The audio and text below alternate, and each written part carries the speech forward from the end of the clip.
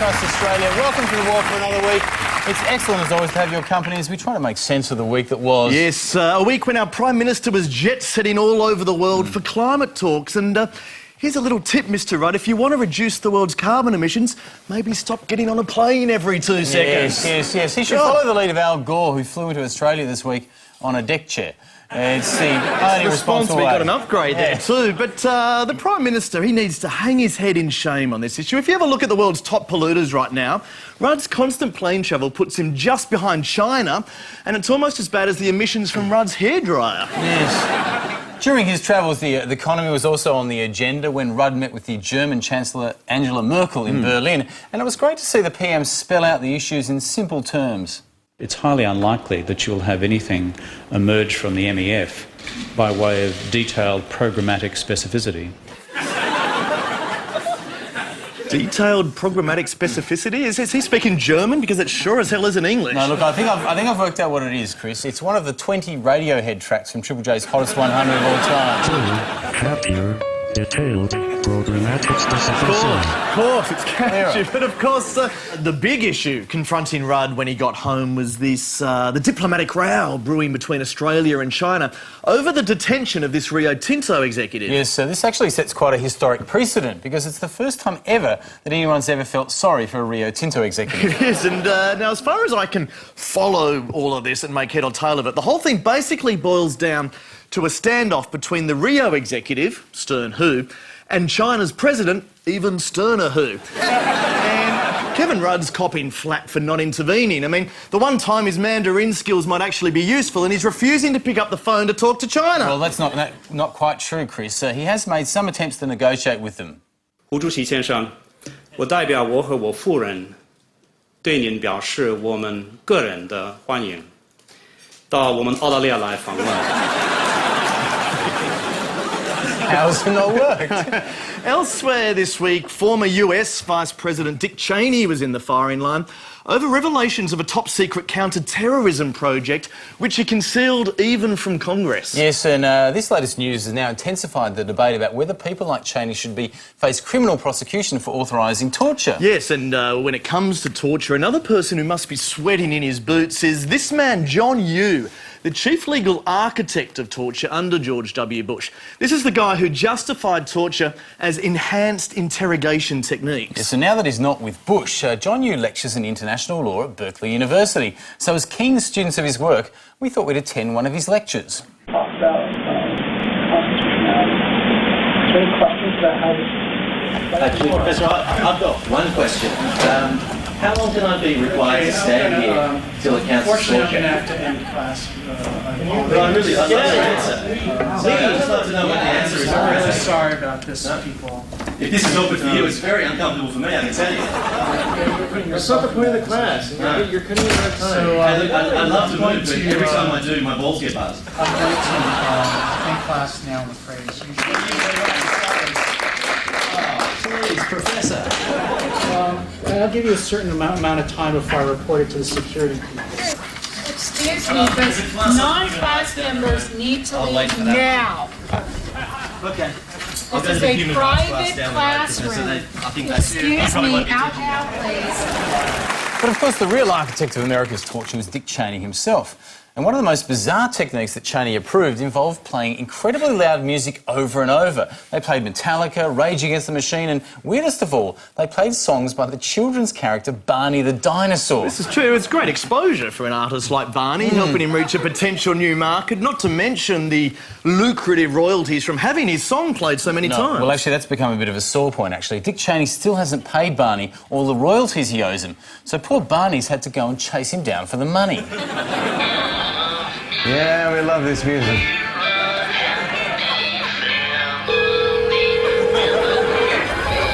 Hello, it's Barney the dinosaur. I'm looking for Dick Cheney. Dick's place, I want my royalties. He's not here. Okay, we'll just wait for him.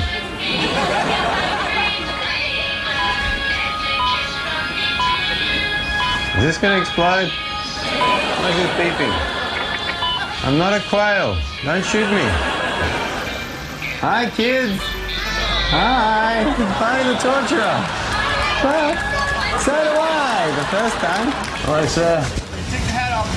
felony in Fairfax in Virginia to have a helmet, have a hat on disguising your appearance. It's a felony to be Barney the dinosaur. Take your hat off. Sorry. Alright. What's up, guys? Oh, we're just trying to get Barney's royalties from Dick. What? The royalties. He's been using our song a lot. I love you. You heard it? No. I love you. You love me.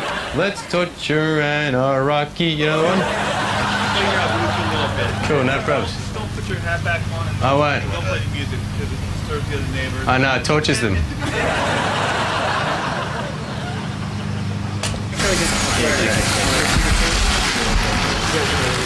Yeah. You recording?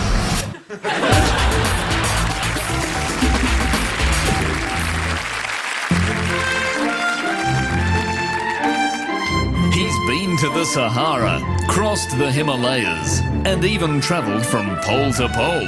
Now, intrepid explorer Michael Palin sets out on his most challenging adventure yet.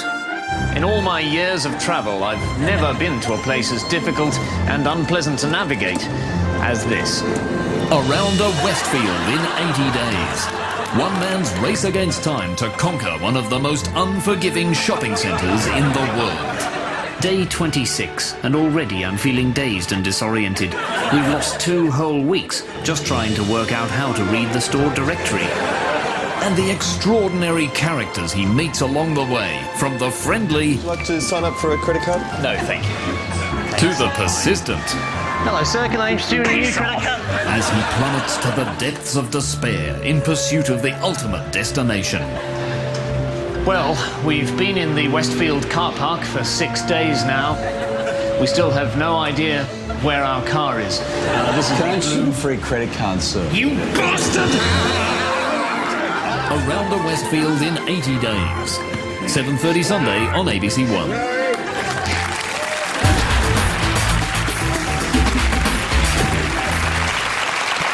Now, when I was in America recently, I really needed a coffee, but no matter how hard I looked, all I could find was Starbucks. Yes, well, you can't get anything resembling coffee in there. No, you can't. But what's amazing is just how many Starbucks outlets there are over there.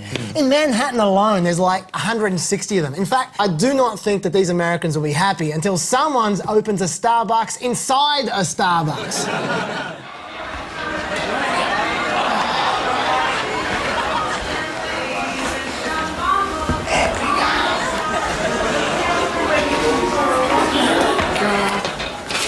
Hi, almost ready. Just saying, we're just constructing a new Starbucks outlet. Head office says there aren't enough Starbucks in Manhattan, so we're just building another one. Which store? Which street's that there?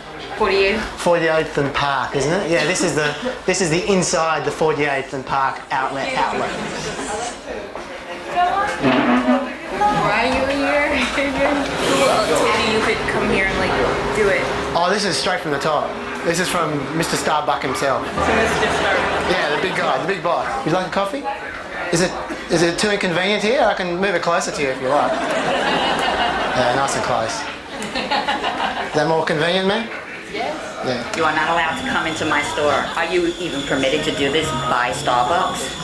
Oh, Starbucks are very happy. They want us to be wherever we can. They're going to send another guy there and another guy there in a couple of hours. Like there's, 10 square metres here? We could fit 4 or 5 more stores in easily. Right. I don't understand what you're doing, but you can't do this in here. What's your partner number?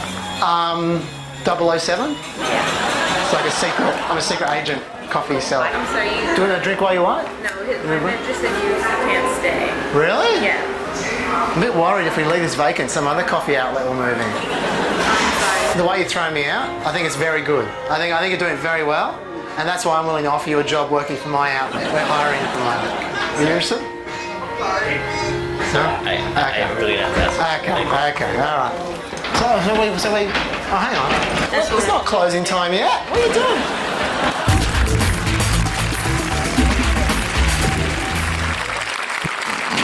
You've heard it on TV. Now get the world's most annoying laugh as a security alarm. Use it in the home. In the car. Or even as a torture technique at Guantanamo Bay. As was named by the CSIRO as the most repellent sound ever made. Oh, it's worse than the genie little love. The Kerry O'Keefe security alarm. Get yours today.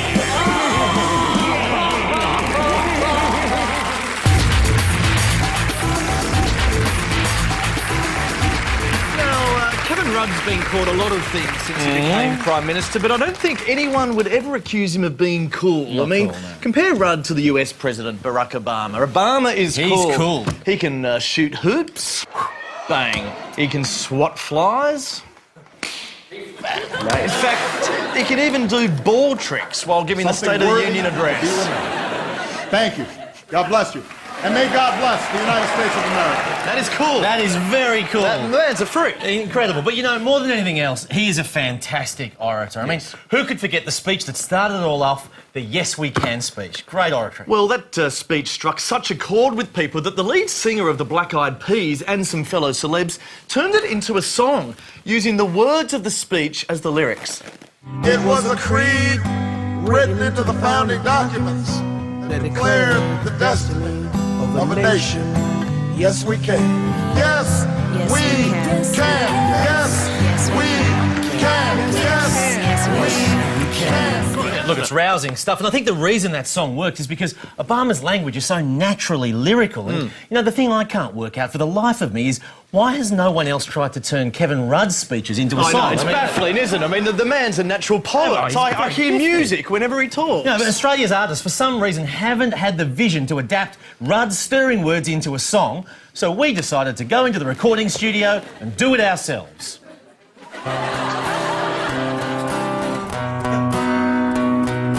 History has given our generation the opportunity to shape a new future, and the public will know the consequences in due season. We have therefore an agenda of work now to prosecute. In due season. In due season. Here is a stage, and here are some subterms of reference. In due season. In due season. In due season. In due season. On the question of public accountability and public reporting, the data that will flow from the should be there for all to see in due season. In due season. In due season. In due season. It's hard to get it. In due season, appropriate processes. In due season, a natural complementarity. Natural complementarity. some form of conceptual synthesis. Conceptual synthesis. Say Bond or something or other, woman named the current, I think, something like that. Part of the purpose of my remarks tonight was to underline the importance of not just maintaining, strengthening the fabric of our bilateral security, but also to work together on developing further the habits of multilateral cooperation. So he's actually said that. What we should consider then is a course of practical action that may assist in building on the complementarities already inherent in due season. Oh, fair shake of the sauce bottle, mate. We will all have to drive the bus to bus at some stage. It's going to be the usual political shitstorm. Work out about fair shake of the sauce bottle, mate. We, the Australian government, believe that minima to move to a greater position of transparency. I actually don't understand a word he said. In due season. In due season. In due season. In due season. In due season. In due season. Too much. Working families.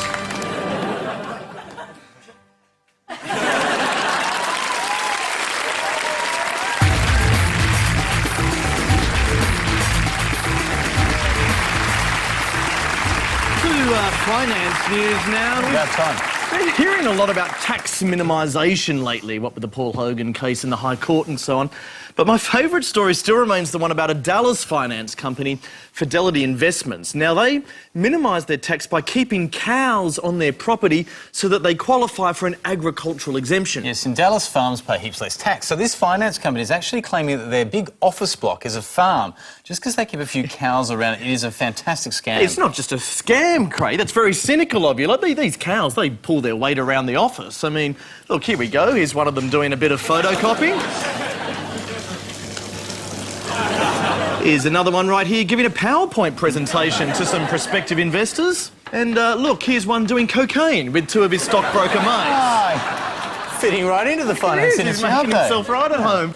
All right, well, elsewhere this week, did you see this? In the wake of the global recession, several top corporations have started selling off their valuable art collections because they love their art, these corporate types. Oh, they do. They love their art. But so most corporations have huge art collections. You know, if you go into the corporate foyers, there's always spectacular artwork on the walls. Often from some big-name artists. But I'm always surprised the art isn't tailored a little bit more to the company in question. Yeah, no, I agree. They should be hanging up art that's relevant to their business. Absolutely. So I hit the corporate world to see if I could deliver some more appropriate artwork.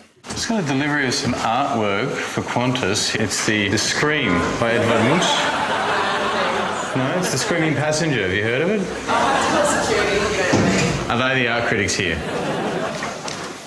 Got new artwork for the foyer here. It's the Mona Lisa with emphysema. No, you have to take it downstairs. Oh, what do you mean? Do you want to put it in the entry hall? That's beautiful. Gorgeous, isn't it? Hi, guys. Oh, it's good delivery here. It's a frame. We didn't know what to put in it. I don't know, Stern, who. You guys can choose who to get framed. Ask the president maybe. I don't know. Maybe he's got an idea. No problems. Shall I start knocking it up? Yeah, mate, you gotta leave. You're gonna leave? Yeah. I'll leave the framing to the experts. G'day. We just got this artwork for Exxon. I think it's for the boardroom. It's the Monet water lilies. It's Monet's original, a bit of Valdez on the top here. It's oil on oils. The paint drain, no, that's just the oils. It's a bit of a shame. It's slightly spoiled Monet's water lilies, but, you know, we'll be able to fix it up. So what if I just leave this here, and you guys can sort it out and clean it up, right? No, it's your problem now. This is for you. For me? Well, not you personally. Delivery Trump Tower. It's a giant cock. No, sorry, it's for a giant cock. Man. Where's it from? I just deliver the cocks. You don't want to see it. You don't want to hear it? You have to put like a condom over it or something? No, I think it has a hairpiece on it, then it looks like Donald, I think. You a delivery guy or you a wise guy? Take it out. Is it not gold encrusted enough? Get it out. Get it out. You don't want the cock? Right. Too many giant cocks in this place.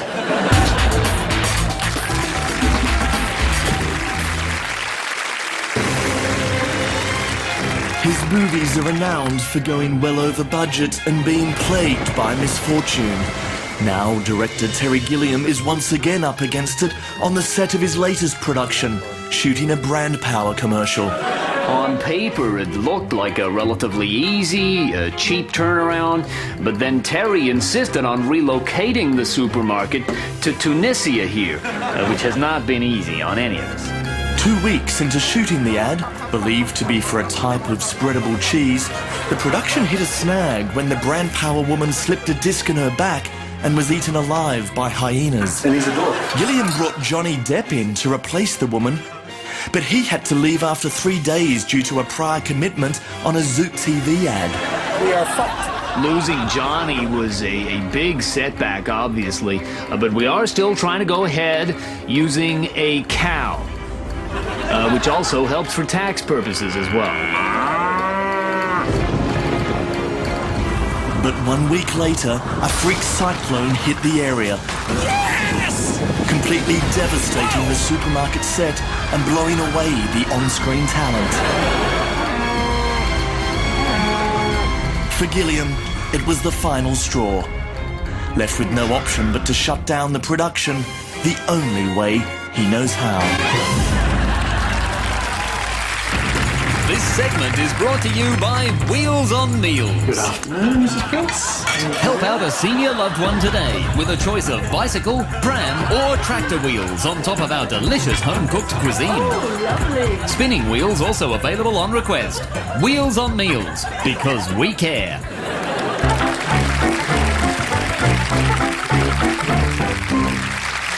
Welcome to Nut Job of the Week, and our first nut job for the series is this man. Steve G. Jones is one of the world's leading clinical hypnotherapists and can help you change your life and achieve your goals. Yes, Steve G. Jones, one of the world's leading clinical hypnotherapists, according to himself. This man has amazing powers of mental manipulation. He can even make someone scratch their nose just by talking to them. If I want you to scratch your nose, I could say, I was walking down the street the other day and I saw a scratch on a car and I thought it might be your car, and I thought, who knows? Now, I don't know whether that works or not, that technique, so I thought I'd try out some hypnotic suggestion to see if I could control someone at a press conference I went to the other day. And another big part of it is these new investments in teacher quality, which we're making today. Let's have a question for Miss Gillard. If a bee flew in through a slightly open window, do you think people would be confused about how it got inside? If a bee threw it, right, would it be confused? It works! It actually works! Very good, it's very good technique. But that's not all. That's not it. No, there's more. Steve G. Jones can also use the power of the mind to change the topic when you're stuck in a boring conversation. You would be in that conversation for as long as you can stand it, redirect them by saying something like, hey, is that a UFO? So let's go ahead and act this out. So, Catherine, I really enjoy watching the Miami Dolphins. Having grown up in Fort Lauderdale. Is that a UFO? Is that what? Do you like Yes, it's very nice red. I really like that. So where'd you get it? That's very subtle. It sounds like a useful trick. I mean, only the other day I found myself trapped in an extremely boring conversation. These national partnerships are there for all states. We entered into them at the end of Hey, last is that a year. UFO? What do you think of my shirt? We entered into them at the end of last year, and we are driving this education revolution. I cannot believe that incredibly sensible technique didn't work. I know, look, maybe I need more Steve G. Jones training. If only I could buy hundreds of bizarre hypnosis CDs from him. Well, you're in luck. Really? Because over at Steve G. Jones's website, he has all kinds of crap. Who needs doctors when you can cure any illness on Earth simply by listening to a CD? Yes, and I swear all these CDs are genuinely available from Steve's online store. His hypnosis can apparently cure bad breath, smelly feet, having a small penis, and that most dreaded of afflictions, fear of frogs. He has amazing healing powers, Andrew. Just watch what happens when you play his unwanted hair growth CD. You will realize that the hair has ceased to grow in those areas. Oh my God, Andrew! It's had a massive effect on you already! What you need to do right now is listen to Steve's reverse aging CD. You are reversing the aging process. You are allowing the cells to move back in time. Oh, phew, I've seen the future, it's not pretty. Now, those CDs, they cost $30 each, but how much would you expect to pay for a private session with the world's greatest hypnotherapist? $1,000? $500? Nope. $250? Nope. No!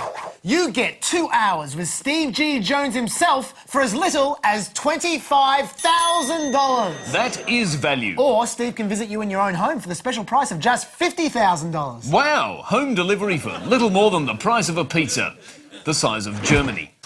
But look, Steve's greatest claim to fame is that he can make people fall in love with you. Oh yes, and it's all with simple body language techniques like this. Touch an area of yourself that you want the attention to be focused on. Wink every now and then. Also, licking your lips can be very alluring when a man sees you do this. Ooh, so you've got licking lips, winking, touching key body parts, combine that with emphasising different words. And you should be able to pick up the partner of your dreams. Steve, you want to have sex with me? Okay, great. Steve, the weather is incredibly hot. It is. Steve, I wanted to to tell you about my dinner last night. You do? Nothing is more succulent than my recipe for spatchcock. Really? That's great. Oh, look up there, UFO! Really? My brain's out. Have sex with me now. Oh, that's so tempting, but I think I'm going to resist. It's not good advice, mate.